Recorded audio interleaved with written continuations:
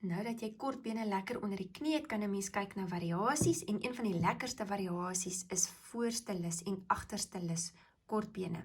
Nou normaalweg wanneer jy 'n steekie plaas, sit jy jou hekelnaald onder albei lussies en jy maak jou kortbeentjie daar. Maar nou soos wat die steek sê, gaan ons net die agterste lus of net die voorste lus gebruik en dit gee vir ons interessante teksture. So kom ons doen eers die agterste lus kortbene. Vir 'n agterste lus kortbeen gaan ons in plaas van voordeur, gaan ons van bo af, sodat ons net die agterste lussie oor die hekelnaald laat gly. Gaan haal die jaan en maak jou kortbeentjie soos normaalweg.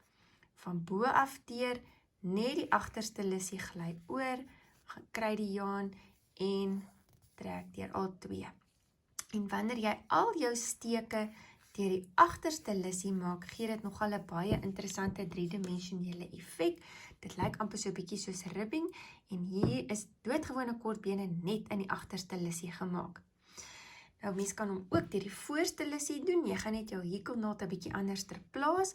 So in plaas van bo af deur, gaan ons van onder af deur, sodat ons net die voorste lussie oor die hekelnaald laat gaan. En ons gaan haal die jaan en maak 'n doodgewone kortbeen.